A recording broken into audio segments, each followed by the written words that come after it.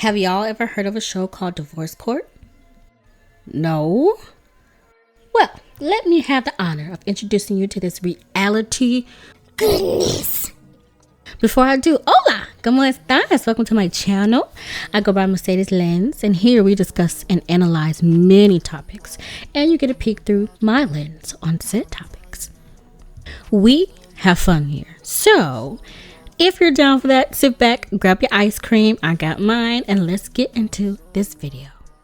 For those of you that are new to this show, let me introduce you. Divorce Court is a syndicated court reality TV show that deals with the matters of, you guessed it, divorce. Well, that's the basis.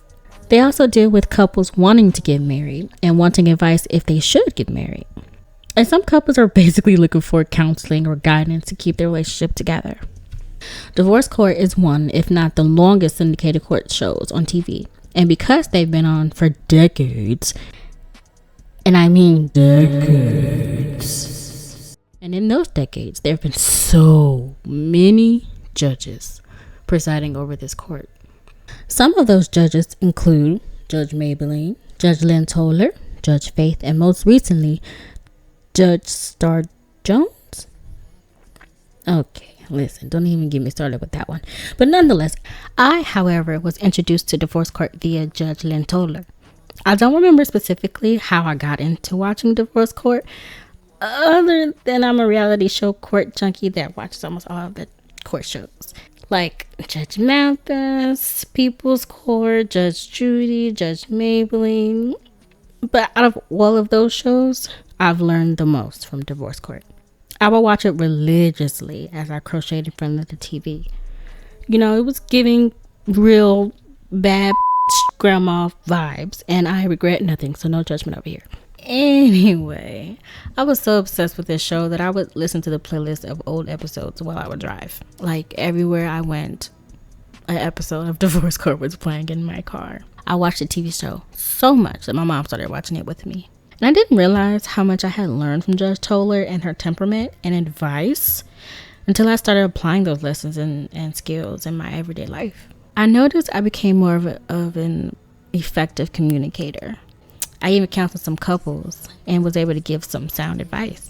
And I truly believe those skills I acquired came from that show in the midst of the foolishness. So with all of that said, that was just a really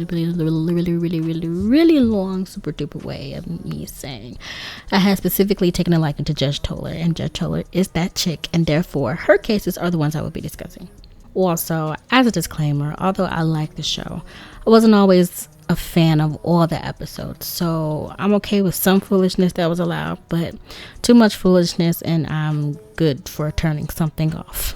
I resonated the most with the juicy, more complex cases, and they're also fun to rewatch and analyze. With that said, no, I will not be going in order. The cases that I will discuss will be very random.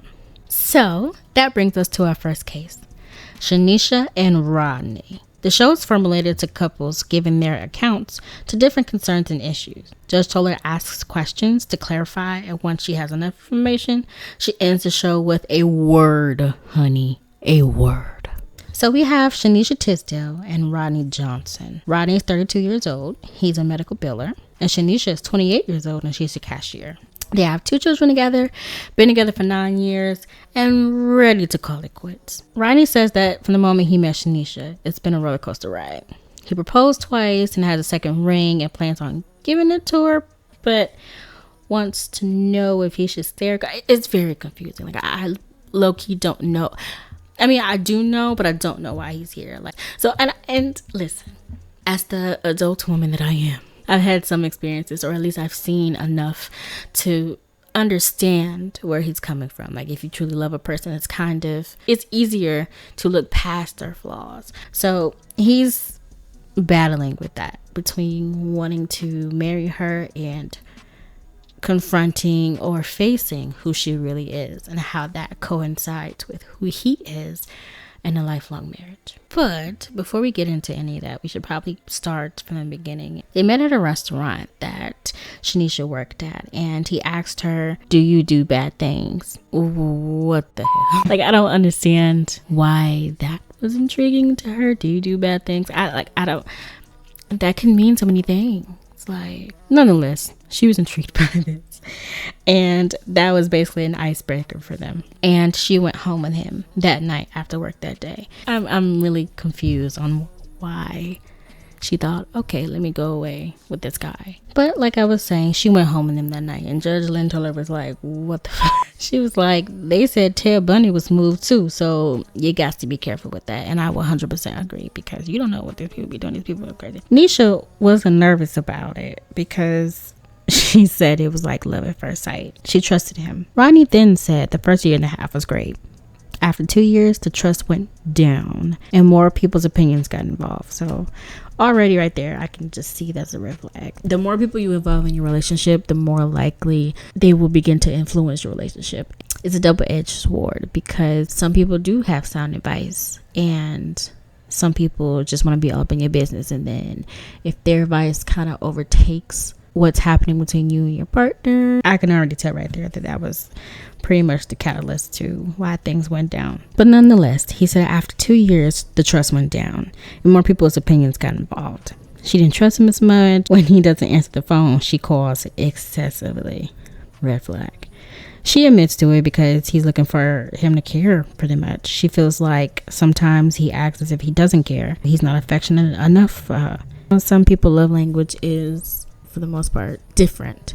And so if you have one person that's extremely affectionate paired with somebody who's not really affectionate, I can see how problems can arise. In a nutshell, he's not affectionate enough for her. She wants him to care, and already that reeks insecurity for whatever reason it may be. Maybe caused by him, maybe caused by past relationships, maybe caused by family relationships or childhood or whatever experience she has, some type of trauma or experience. Definitely a red flag. Looks for validation from her partner, and that's not something that she feels like she's getting from him. You know, whether he does or not, that's one thing. You know, we're not in a relationship, but it's very important to highlight that. The way he reacts isn't what she's looking for. Definitely attachment issues. She needs comfort. She expects him to be more understanding. And so Judge Lynn Toler comes in and says the excessive phone calls are very hard to understand. And immediately Toler picks up on the temper problem that she apparently has. Judge Toler asks Rodney to give some examples of the times where she's basically gone on the deep end, and Rodney replies and says she complains about nothing. He gives an example of her complaining about how it's hot, and when he makes a suggestion of turning on the AC, she replies with a snarky comment of, if I wanted to, I could have just done it. And I've definitely come across people that's like that, and it's very annoying. Like, you just looking for a reason to complain. There's all the ways Sunday to resolve the problem. You just want to be mad at that point. She lets her emotion get the best of her, he says, and that's what she knows is normal, and that's not normal to him. And well, he's tried to express that to her so they could be on the same page. Nisha admits that she does get upset over the smallest things, and she admits that it's because she's insecure. Exactly. Very insecure. A lot of times when people are insecure, it's for a reason or past experience. It's not an excuse nonetheless, but it's definitely something to look into, especially if it's causing problems in your relationships. So yeah, she admits that she can get angry over the smallest things, and she admits that it's because she's insecure. And low self-esteem definitely comes from her background and life experience that she had with family members. Lied to her, and their opinions get in her head and affected her relationship with Rodney. They made decisions for her, and she regrets that, but she keeps allowing it. That's also a red flag. Like, there's not really clear boundaries, and when you don't have clear boundaries with the outside world pertaining to you and your relationship, yeah, that's going to cause issues. Basically, at this point, Judge Toler shifts from Rodney's grievances to Nisha's. Nisha recalls the story when her daughter was born, and she was only a few days old, and she stopped breathing, and she almost died. Rodney gave the baby CPR, and at the hospital, they got into an argument because he said something so stupid and dumb to her. He said that if their daughter turned out like her, then he doesn't want anything to do with her. What did he say? First of all, why would you say that? Like, what will prompt you to say a comment such as that in the hospital after your baby almost died? Every way to Sunday, I can point out all the wrongs in that comment. Like, what are you trying to get out of that other than a fight? Like, what are you trying to get out of that other than a fight? Because you're gonna get one. You're gonna get some type of reaction. So at that point, whatever reaction you get is whatever you get. Shanesha got offended. Definitely. She got angry with him and they got into a big fight. Security had to escort him out of the hospital room. Judge Lynn Toler asked what warranted that comment. Exactly. Like, what would warrant that comment, especially in that moment? Nisha said she thought that it was a moment for them to come together, especially for their daughter, being that she almost died. But she doesn't know if he was thinking it, because there are times where he doesn't want to be with her anymore and she has to beg for him to stay. And if you have to beg for somebody to stay, then you're in a wrong relationship. If you have to beg for someone to stay with you, then they don't need to be with you. If someone that wants to be with you will be with you, and if they don't, they don't. I don't know how many red flags we got to this point. Flag 3000, that's wrong. Like, if you have to beg him constantly to stay with you, like, bruh, that's a no. But basically, she admits that she has to beg for him to stay with her because she believes that they're meant to be together. Huge attachment issues. Like, hello, the flag that is red has attachment issues written in big white words. Judge Toler then asks Nisha if she ever forgives anybody for anything, and she says yes. The judge asks if she harbors things, and Nisha replies, maybe a little. Judge Lynn Toler knows better. She believes that she holds grudges and doesn't let things go.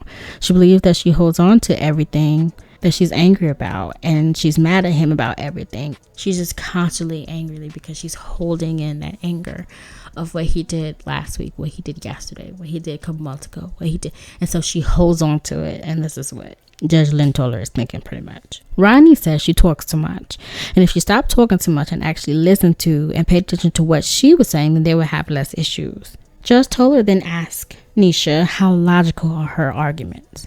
Shanesha giggles as Rodney co-signs the question. Judge Toler says that from that response, that logic is lacking from her responses. The judge then asks, does she know why she's like that? Because it's clear that Nisha is the problem, or more so the problem, than Rodney. Judge Lynn Toler wants to know where the behavior comes from and if she's been cheated on or something. And Nisha says that she was lied to by her family, saying that her family told her that her father didn't exist, and in fact he did, and she met him when she was 16, and that affected her negatively. She says that affected her because trust and lying is a big deal for her, and she's always in defense mode. And I don't really know how that links the two.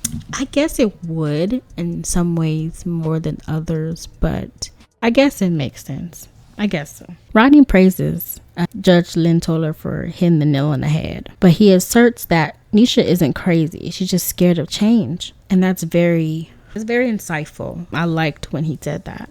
So he gives another example of them like walking on the street, or they were walking on the curb and on the sidewalk, and a car had almost hit them, I believe, like as they were crossing the street or something like that, and didn't hit him.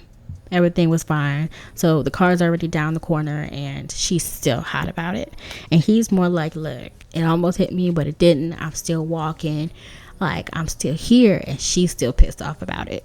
And so that example did very well paint a good picture of his mentality and his temperament versus Nisha's mentality and her temperament. He wants to stress that avoiding the problem doesn't mean that they won't solve the problem, but rather coming back to it once it's calm and they both settled and have a productive conversation opposed to a screaming match. I get that. He sounds very sound. He sounds very emotionally intelligent, emotionally mature, and how he presents himself. He seems very stable in his emotions and good. It's very important for both people to be emotionally sound and intelligent, emotionally or mentally strong, and have the capacity to be mature and having conversations if there are conflicts and whatnot.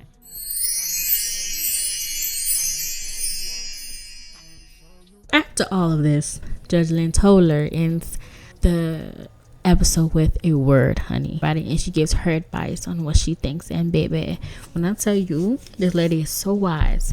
So the judge finished off with explanation on how Nisha can come back from her crazy. First, she reiterates that to be crazy is not an insult. She's been called crazy all her life, and it doesn't bother her at all.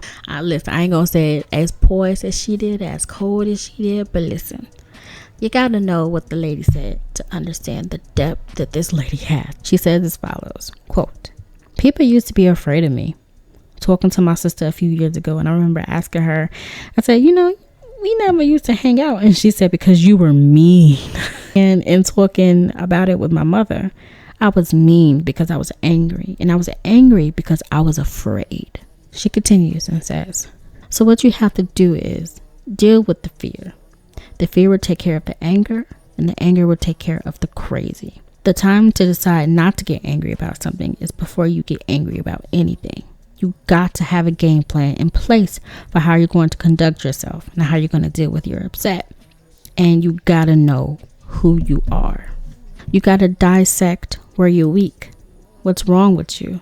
I got a list of 20 things I know are wrong with me. I own it. I love it. I relook at it sometimes just to make sure I'm on top of it. Now you're fearful. You're angry. And you've been hurt. And you're afraid that if you do not knock somebody out, verbally or whatever, that they're going to take you down. So that's how you respond in defense mode. So you got to own that every morning. And you have to say to yourself, today, just today, I'm not going to get angry. Just today. Don't worry about tomorrow. And you have to let the first wave pass you by. Say, what I'm going to do today, he says or does something I don't like, I'm going to do like this. And then she raises her hands. It's a ridiculous thing to do, but do it anyway. Raise your hands up and say, I surrender. Just surrender. Not to him. You surrender to your better self. I surrender. And then you sit down. You cannot speak until you're not angry anymore. Because a lot of people don't know how to control what they say when they're angry. It's one thing to control what you do when you're angry, and it's another thing to control what you say. So it's very important to make sure you don't say anything out of anger or do anything out of anger, because you cannot take those things back. And people will remember them forever, especially if it hurts them. She continues and says, you won't be able to do it the first couple of times, but after a while, and then at the end of the day, you got to debrief your crazy. You got to sit down and get a piece of paper. Write it down. My big bugaboo is worried. I have a list. What I worry about, and I put it a line. Then I write what really happened. She's basically saying, she writes what she thought versus what reality was. She says, and I put a line. Then I write it. I write down what really happened. And when you read it at the end of the week, you feel stupid.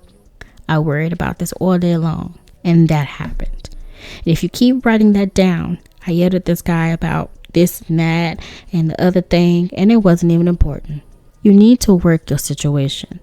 You need to handle your crazy. You need to handle your fear, and you work at it because you can do it.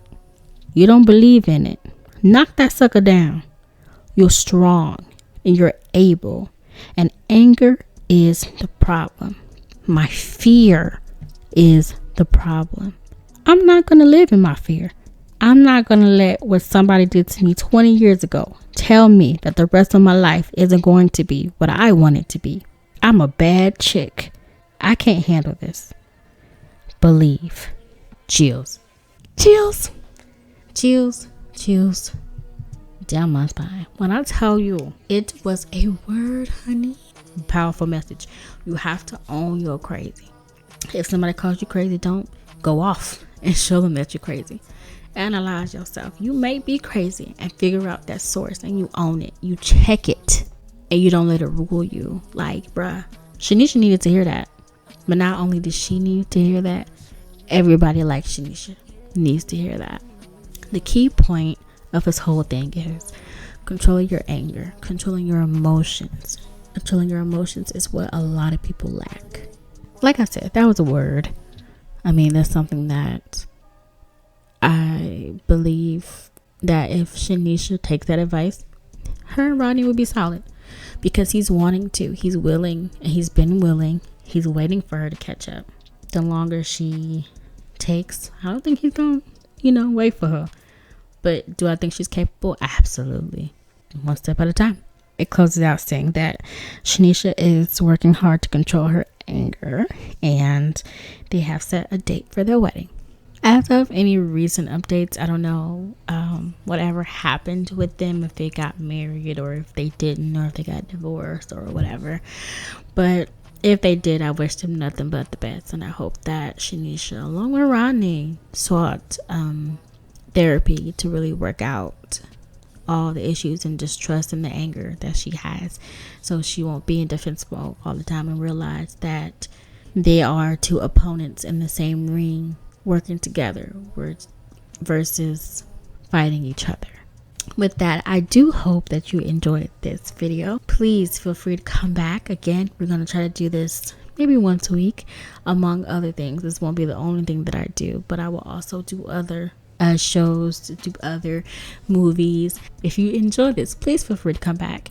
By all means, if I don't see you again, I hope you have a wonderful rest of your day, and until next time, bye.